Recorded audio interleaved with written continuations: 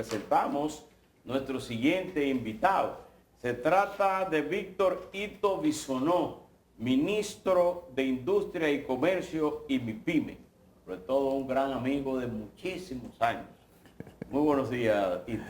Muy buenos días, un placer estar aquí con ustedes y bueno, con los amigos televidentes que nos tienen. El presidente en su discurso en el día de ayer dijo que había instruido a varios organismos, pero específicamente al Ministerio de Industria y Comercio, de buscar la forma y la manera que ante la desgravación que venía del DR-CAFTA, la protección al sector agrícola, pero sobre todo al sector arrocero. ¿De qué se trata esas instrucciones más o menos y qué puede esperar el sector arrocero y agropecuario en torno a esa protección gubernamental? Sí, ciertamente a mediados de enero el presidente, a mediados de enero nos dio las últimas instrucciones, pero desde la llegada al gobierno teníamos la inquietud y el presidente así le ha dado seguimiento al tema del año 2025 que termina en tasa cero las importaciones de arroz desde los Estados Unidos. Es un acuerdo que se firmó, que de Congreso a Congreso, ¿verdad? Que no se ha podido, del DR-CAFTA, que no se ha podido modificar para otros países con otros temas, que fueron productos que no se separaron, que no se protegieron en las negociaciones originales y que tenemos el reto hoy por hoy. ¿Cuál es la fecha fatal de ese? El año 2025. En el 2025. En el 2025. Entonces, lo que se trata es, y yo creo que eso lo saben ustedes y los amigos televidentes, la incidencia que tiene el arroz en la República Dominicana. Es un cultivo que está presente en 21 provincias. Dicen que el arroz tiene carácter político. Sí, pero es político social, claro, no político partidario, sino político. que en esas 21 provincias hay quienes siembran, quienes venden los abonos, quienes transportan, quienes despalillan, de nuestra economía. De nuestra economía. Pero además es el plato diario de la economía del dominicano. ¿Okay? Eso es así. Entonces, eso se complica aún más cuando lo vemos desde un punto de vista de seguridad alimentaria. Seguridad alimentaria por dos razones. Primero, acabamos de pasar un impacto o vivimos bajo un impacto de una guerra en Rusia y Ucrania que golpea los granos allá, pero nos da a nosotros aquí de rebote, ¿verdad que sí? Y al mundo entero. Pero viene la pandemia y se suprimen y se ponen caros los fletes y se hace escaso el alimento y nosotros producimos nuestro arroz aquí. ¿Cómo vamos a dejar de producirlo aquí? ¿Para que nos lo lleve quién? Pero además tenemos entonces el problema de Haití, que no le llegan los alimentos y que los alimentos los llevan desde aquí. Y una economía creciente. Entonces hablamos de seguridad alimentaria, no solamente de República Dominicana, quizás también de la región. Y nosotros no podemos estar a expensas de la importación de otro país. ¿Tenemos la capacidad de abasto del mercado nacional y el de Haití? Totalmente. Inclusive en este año pasado se ha estado, las cosas como son, a pesar de las restricciones internacionales que hay, nosotros hemos estado creciendo la producción de arroz por un asunto de eficiencia. El productor dominicano, ante la competencia internacional, ha sido más eficiente en mejores semillas, mejor abono, mejor cosecha, mejor procesamiento y tenemos suficiente ¿Y el arroz. subsidio en cuánto está más o menos para el sector agrícola? Porque el pesticida y esas cosas... El subsidio al sector agrícola, vamos a decir que en general, fue más a la urea, porque todos los productos necesitan de alguna manera, orgánico o no, algún tipo de apoyo en abono. Y solamente en la urea fueron unos 5.000 millones de pesos que se han destinado. Independientemente, ya no se está aplicando. Todavía está bajo acuerdos con los productores de abono de la República Dominicana. ¿Y al combustible, el subsidio, por cuánto va? El subsidio el año pasado a los combustibles fueron 36.000 millones, este año va en 3.300, pero hay una parte también que no se habla, que es que se le da subsidio también directo al transporte, independientemente del subsidio directo del gobierno. Bueno, hay un subsidio que se da por Intran, que este año está en los 1.300 millones de pesos destinados. Ministro, vamos a ver esto en blanco y negro, porque como bien usted ha dicho, esto es parte del acuerdo de RCAFTA, que vence en el 2025 y es un acuerdo ratificado por Estados Unidos. Estados Unidos, que lleva muy bien su agenda, ya ha estado enviando misiones aquí a República Dominicana, gestionando incluso representantes para traer su arroz cuando eso esté liberado. ¿Cómo podemos desarmar esto? Porque esto implica un acuerdo bilateral entre República Dominicana y Estados Unidos, que se busque alguna salida, algún bajadero, como dicen, para que Estados Unidos no cobre su importación arrocera, ¿no? Y que nos permita a nosotros seguir protegiendo la producción arrocera. Bueno, es como ¿Cuáles son las opciones que tenemos? Perfecto. Es como una tarea. Cuando nos dan una tarea, comenzamos entonces a ver las posibilidades y las investigaciones. El Ministerio de Industria y Comercio, cuando se firmó el tratado, se designó al Ministerio de Industria y Comercio como administrador del tratado, inclusive específicamente al Viceministerio de Comercio Exterior. Eso está en blanco y negro y los americanos cuando hacen algo buscan el librito y comienzan a escribir y hacen lo que dice eso. Esa es la realidad. Entonces, ¿qué hemos hecho nosotros con nuestro técnico y con el sector, con quienes ya hemos tenido reuniones? La semana pasada, por ejemplo. Pues buscamos lo que ha hecho los Estados Unidos con otros productos y cómo ha hecho los Estados Unidos con otro tipo de situaciones, ellos mismos con su propio tratado. Entonces, por ahí vamos a comenzar. Y luego se tendrán que levantar una serie de investigaciones que el mismo tratado, cuando se habla de salvaguardar cualquier producto, bueno, pues hay que presentarlas. Son procesos. ¿Tenemos algún precedente con los Estados Unidos que nos sirva de base para esta discusión? Claro que sí. ¿De país a país? Bueno, los Estados Unidos, por ejemplo, alegando seguridad nacional, puso unos aranceles al acero para Puerto Rico, por ejemplo, donde nosotros exportamos, y no están cobrando unos aranceles que es violando el DERECAFTA. Nosotros no pretendemos violar nada, nosotros lo que sí pretendemos es defender la seguridad alimentaria y la soberanía de República Dominicana. Pero ese gravamen, ¿se pactó con República Dominicana o simplemente ellos lo impusieron? Simplemente lo impusieron. Es decir, que nosotros pudiéramos imponer un impuesto al arroz independientemente de que ellos quieran o no. No, nosotros simplemente vamos a hacer lo que tenemos que hacer para defender al productor nacional. La producción nacional. Después veremos los procesos, porque para todo esto hay diferentes instancias, locales, internacionales, ya hay cercanía, comercio. Y se sabe más o menos cuál es la reacción de ellos. Sí, cómo no. Porque justamente la embajadora que tenemos ahora en Washington fue a quien le tocó el Ministerio de Industria y Comercio cuando se pactó ese acuerdo. Sí, cómo no, y muy empoderada y conocedora del tema. Y se ha estado en conversaciones con el USTR de los Estados Unidos permanentemente. Esto no es nada... ¿Cuál es la posición de entrada de los Estados Unidos? ¿De resistencia, de disposición de conversar o...? Sí, yo creo que sí, es una situación de conversar. Y yo creo que los Estados Unidos, más temprano que tarde, se da cuenta cuál es la realidad, no solamente de República Dominicana, sino de lo que es posible. A lo imposible nadie está obligado. Sí, pero está pactado. Sí. Pero no obligado. Sí. Nosotros tenemos que defender, y las instrucciones son defender la producción nacional y defender un producto de un impacto que va más allá de lo comercial. Y hay otros países incluso que cuando han tenido esa problemática han pasado a situaciones muy críticas y nosotros no podemos recorrer ese camino. El país ha tenido un significativo progreso en la producción arrocera desde hace muchos años. Quizás y variado. Eso que usted dice es una cosa válida. Sin embargo, he escuchado a algunos especialistas decir que el país se descuidó en no hacer algunas otras cosas de manera estratégica frente a ese pacto. Bueno, ¿comparte usted ese criterio? Recordemos que esto tiene ya muchos años, décadas, y yo comparto ese criterio. Lo que no pudimos nosotros en 2 años hacer lo que se debió de haber hecho 1 o 2 décadas atrás.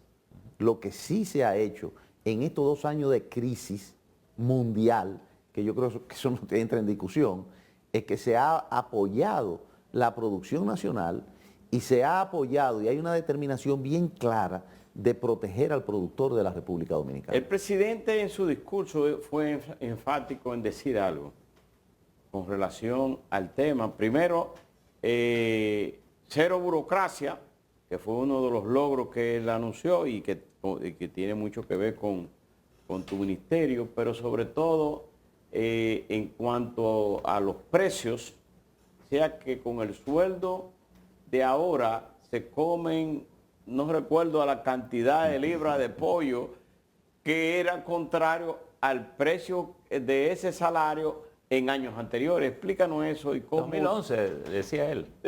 Sí. Es el poder adquisitivo. ¿Con cuánto hoy? Y bueno, uno puede ver el vaso medio lleno, medio vacío, dependiendo de lo que uno quiera externar. Pero la verdad es que, por ejemplo, el año pasado, y está ahí, ustedes que son periodistas y que analizan las cosas todos los días aquí temprano y el día entero, el año pasado se registraron aumentos en todas las escalas y en todos los sectores de la sociedad dominicana. En uno de los que nos toca a nosotros, por ejemplo, 21% en el salario mínimo de zona franca. El sector azucarero, por ejemplo, fue 100% del salario mínimo registrado en los años anteriores. El de la construcción fue 24%. ¿Que debería ser más? Debería de haberse sincerizado o aumentado siempre anteriormente.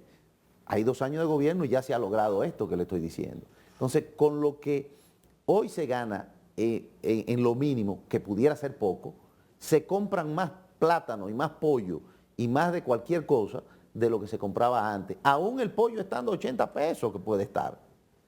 O sea, es una matemática muy simple, sin quererla manipular. Porque es muy fácil decir aquí, sentarse aquí y decir, no, hoy cuesta más caro. Por ejemplo, el gobierno anterior, un plátano cuesta más caro. Sí, en el 2000, ¿cuánto costaba? Más barato que cuando estaba usted. ¿Cuánto le costó a usted el primer carro que compraron? ¿Cuánto te costó a ti, caminero, el primer carro que tú te recuerdas? ¿O la bicicleta? La bicicleta. Sí. ¿Por cuánto te costó? Barato, ahora es 2 millones. Exactamente. Entonces, esa es la movilidad de la economía. Lo que hay es que ver lo que hay hoy. ¿Y qué es lo que hay hoy? A propósito de esa pregunta que usted le hace a Caminero, yo me he pasado toda mi vida calculando a ver cómo llego a entender la movilidad de los precios. El primer carro que yo compré fue un Peugeot 305 y me costó 14,000 pesos, pagadero en un año sin interés. Ahí está. Usted le sacó bien provecho porque todavía está en estos días tenido usted ese Peugeot. Y usted no compra... No, pero después de eso no, ese fue el primero. Entonces, pero cuando yo le meto el lápiz ahora, meto la devaluación, los impuestos de aduana, y digo, pero es que no me cuadra por ningún sitio. Pero esa es la economía global. Entonces, es muy simpático venir y sentarse aquí y decir sencillamente, antes estaba más barato. Bueno, no, la economía evoluciona de manera diferente. Ahora, ¿cuál es la diferencia? La diferencia es cuando vienen organismos internacionales, como JP Morgan, por ejemplo, que es la banca privada, ayer en la tarde, y califica la economía de República Dominicana como una de las economías más saludables, más prósperas que hay en la región. Séptima de América Latina, de Latinoamérica, Séptima. y posiblemente llegaría hasta la sexta. Él lo reconoció también Toque Montaje, pero ellos dicen que gracias al PLD, ¿no? Ministro, a propósito usted menciona... Explícanos de eso. Yo creo que eso no hay que explicarlo, sencillamente usted menciona a JP Morgan. hace 2 años que no están y nosotros en una administración de economía, de guerra y de crisis sanitaria, el que venga el Fondo Monetario Internacional, el Banco Mundial, Standard & Poor's, el que te suban la categoría a BB+, que no sucedía hace décadas en la República Dominicana, yo creo que es muy claro de quién es que está administrando el gobierno hace 2 años, cuál es la confianza, pero no nos quedemos ahí. Cuando el presidente Abinader llega, el dólar estaba a 60 por 1, hoy está a 56 por 1, cuando en todos los países lo que se ha hecho es depreciar la moneda, aquí se ha fortalecido. Entonces dígame usted, ¿cómo con la economía de crisis que ha administrado el presidente Abinader, se suben las reservas a casi 15,000 millones de dólares en el Banco Central y se rompe también récord de reservas? Entonces yo creo que esas son realidades que no soportan ningún tipo de análisis que no sea en base a querer confundir a lo que se está hablando. Usted ha mencionado a JP Morgan. que ha estado visitando el país. De hecho, tuvo un encuentro el día pasado con el Banco Central y mostraba su interés de ampliar su participación en la República Dominicana. ¿Cuáles son los negocios que tiene JP Morgan aquí?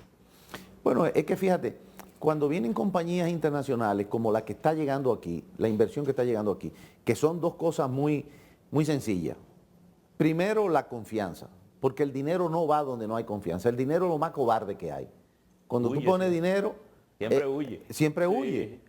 Entonces, ¿qué pasa? Son temerosos. Son temerosos. Cuando República Dominicana, en las evaluaciones internacionales, gana un posicionamiento a favor, 24 puntos de anticorrupción, porque la justicia ya está fuera de los ambientes políticos, porque se respetan las leyes, porque el presidente da garantía y sus funcionarios de que las cosas se hacen con los debidos procesos y bajando la burocracia, vienen las inversiones de fuera. Entonces, cuando aquí viene una inversión de fuera, de capital americano, como lo que está pasando con la dinámica de Estados Unidos, que no es solamente guerras con misiles, sino guerras económicas, están repatriando sus capitales de Asia, de China, y lo está buscando o en Estados Unidos o cerca de los Estados Unidos. Resulta que República Dominicana está cerca de los Estados Unidos y esos capitales se refinancian con la banca de los Estados Unidos. Entonces hay una presencia mayor de ese refinanciamiento de esas corporaciones financieras como JP Morgan, y entonces están pendientes de lo que pasa en la economía de República Dominicana. Ministro, mire, ayer el presidente dijo un discurso largo, 2 horas 35 minutos. 2 horas 35 minutos. Y el entusiasmo con que lo dijo parece muy, muy revelador. Reelección. Dicen que desde adentro de la sala, le decía yo a los muchachos que de la sala del Congreso a veces se siente más. Reelección. Parecería que el presidente va a optar por su reelección. Él ha dicho que en el mes de mayo va a confirmar eso, pero el tono y ese inventario que el presidente hizo ayer de su gobierno, porque más que una rendición del año pasado, hizo una especie de inventario de cómo encontró al país y cómo encontró. ¿De cuáles factores usted entiende que el gobierno tendría que cuidarse en esta recta final del periodo? Desde el punto de vista de la economía, de los factores que puedan dañarlos o fortalecer. Lo primero es que la referencia para mí está clarísima, o sea, mi formación, de donde vengo, mis escritos, en lo que yo creo, es que cuando hay un gobierno que presenta resultados saludables, positivos, que se puede contactar, que no es solamente un discurso, yo creo que amerita, el país necesita una estabilidad y una continuidad de Estado que le permita fortalecerse, y más en época de crisis como la que hemos estado viviendo. Para mí la reelección está clara y está pintada. Es un asunto de que el presidente acepte y que entienda que la Constitución así se lo permite y que hay un reclamo nacional de ello. Lo otro es la dinámica día a día. Lamentablemente en todo núcleo social siempre los seres humanos cometen fallos, cometemos cualquier tipo de fallo, por descuido, por falta de actualizaciones o a veces con intenciones, ¿por qué no? Y darle seguimiento a la continuidad. El presidente tiene una ventaja admirable, si se quiere, y es que está permanentemente en la calle, en contacto con la gente, oyendo las cosas, las minucias, o sea, las pequeñas cosas. Todo el mundo se le acerca, está todos los días en eso, y así mismo con muchos de los funcionarios, permanentemente. En el caso nuestro, él mismo preside y participa de las mesas de abastecimiento, de las mesas de precios, de los temas que tenemos que estar con el día a día.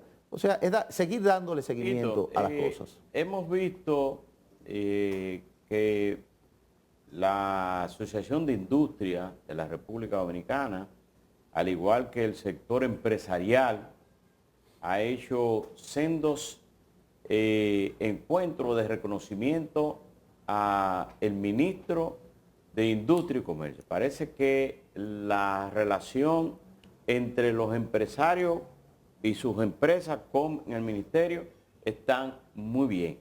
Pero me gustaría saber si se ha consensuado con esos sectores y con la parte de la oposición una reforma a la ley de hidrocarburos. ¿Qué ha pasado con eso para estabilizar los precios?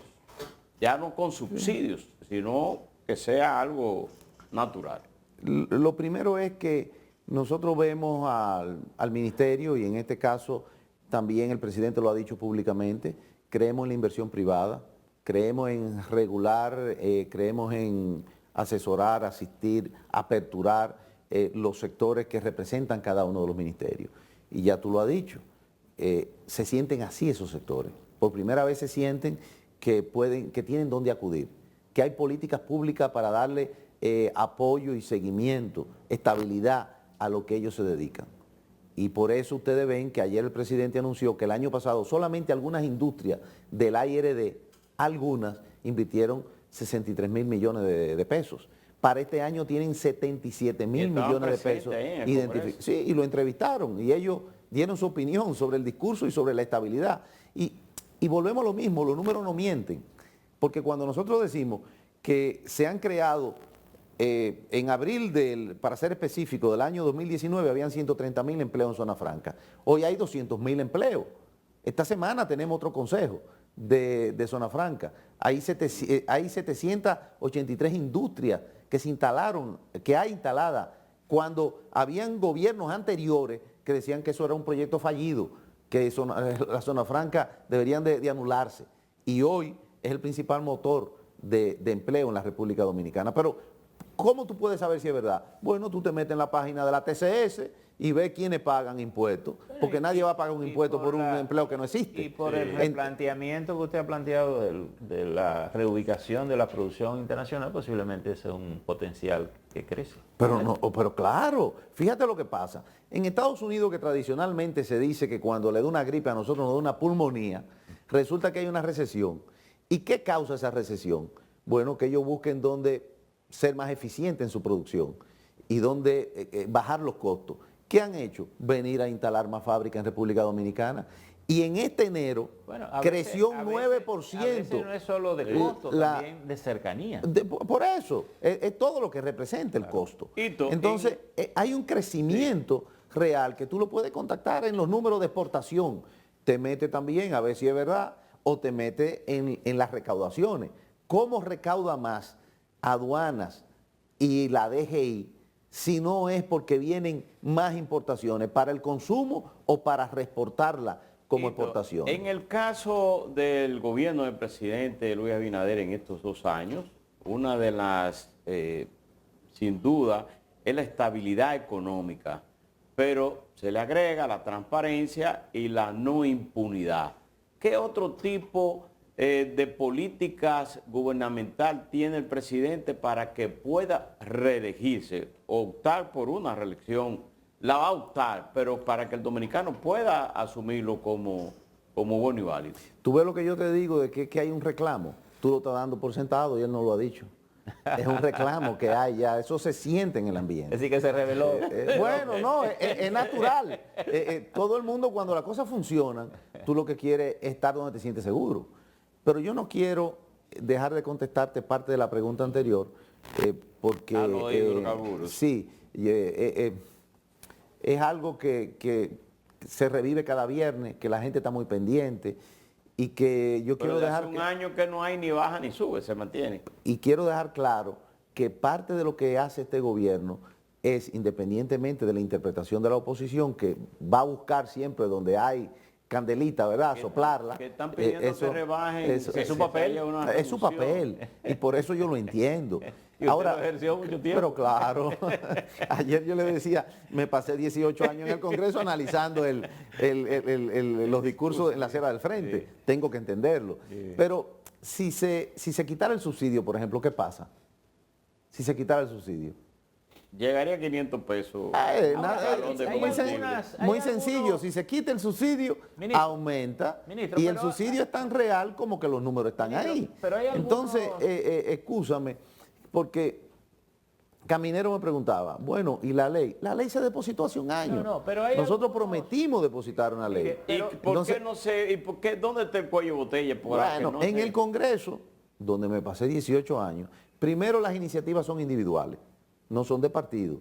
O sea, hay 190 diputados, 32 senadores. Usted puede asumirla. Y ahí hay representación de todos los partidos, de lo que hicieron la ley actual, de lo que le pusieron los impuestos que son por ley, Bueno, pero de es que los tenemos- gravámenes que son por ley, de lo que se están parte del quejando, de presupuesto- lo que están reclamando. Parte del presupuesto depende de esa ley, entonces eso no es tan fácil de montarlo. Ahora, la pregunta es con respecto a los combustibles. ¿Se ha cuestionado de si el gobierno va a continuar con ese subsidio generalizado o si debe focalizarlo? Porque también probablemente el gobierno está subsidiando montones de sectores que no tiene por qué Sí. subsidiarlo. Y en la medida en que lo hace, pierde capacidad también de invertir esos recursos en áreas mucho más prioritarias. Sí, pero parte del análisis que se ha hecho en el equipo económico del gobierno es precisamente ese. Ajá. ¿Cómo nosotros hemos podido estar en el mundo como un país diferente? Y yo creo que esto le pertenece a todos los dominicanos, lo que te voy a decir ahora. Es por nuestra estabilidad social, por nuestra estabilidad económica, por nuestra estabilidad política que va entrelazada con un liderazgo de confianza del presidente. ¿Y cómo se hace eso? Bueno, con esos subsidios ha permitido que la inflación, en vez de quedarse en 8%, 7 puntos y algo, 8%, no se dispare a 2 dígitos, como decía el presidente, a 12, en una economía pequeña que depende de la importación de la mayoría de las cosas, no solamente de los hidrocarburos. Aquí, bueno, el aceite vegetal, los granos para todo tipo de alimentos, cárnicos Pero o cuando proteínas. usted subsidia al que no tiene que subsidiar, posiblemente se lo está quitando a otro que necesita Pero, más inversión. pero ahí vamos. Mientras tanto, la economía ha estado funcionando y todos los sectores han estado creciendo. Los subsidios- Se han ampliado los subsidios sociales, se han seguido con las construcciones que el presidente la enumeró ayer, se ha seguido con un plan muy ambicioso y que no se registraba desde los años 90 de la época de Balaguer, que es la construcción de viviendas, 2.500 viviendas, cuando anteriormente lo que se anunciaba eran 200 viviendas en un periodo completo de gobierno. Usted En, dice en que- estos 2 años hay 2.500 viviendas Usted entregadas. dice que Entonces, que los subsidios, en vez de un despilfarro, es una apuesta, una inversión a la paz social eso es lo que... 100%, 100%. Ministro. Yo soy testigo, cuando nosotros comenzamos a trabajar en el pilar que le tocó a la República Dominicana, que liderea también el Ministerio de Industria y Comercio con la ADD, Alianza de Desarrollo de la Democracia, Costa Rica, Panamá, República Dominicana, que ahora entró a Ecuador y que firmamos un acuerdo con el gobierno de los Estados Unidos para dinamizar en ese bloque regional una economía liderado por el presidente Abinader. El presidente Abinader le dijo al presidente de Panamá, no, yo estoy subsidiando y el proyecto es por tal cosa. El presidente de Panamá, el de Ecuador y el de Costa Rica, los tres, no, nosotros no podemos, tenemos que manejarnos, que los impuestos y eso. Y hubo revueltas sociales en esos países, en los tres revueltas sociales. Ecuador perdió. En los tres. Las 6 preguntas de referéndum las perdió todito. Entonces, claramente está que la política que el presidente Abinader ha dirigido de subsidio, de cuidado al productor nacional y de estímulo a esa producción para que siga creciendo y esa seguridad nacional que le mencionaba hace un rato, y esa protección de subsidios también sociales, de la tarjeta, de la doble que se ha incrementado, han dado ese resultado, Ministro. que le pertenece a todos los dominicanos, que no le pertenece ni al partido de gobierno, ni a los funcionarios, a todos, porque esa tranquilidad la disfrutamos todos en República Ministro, Dominicana. muchísimas Gracias por estar sí, con muchas nosotros. gracias, Ida. Siempre muy grato. A ustedes. Bueno, muchísimas gracias. Fue la entrevista con Victorito Bisonó, ministro de Industria y Comercio. Nosotros agradecemos su sintonía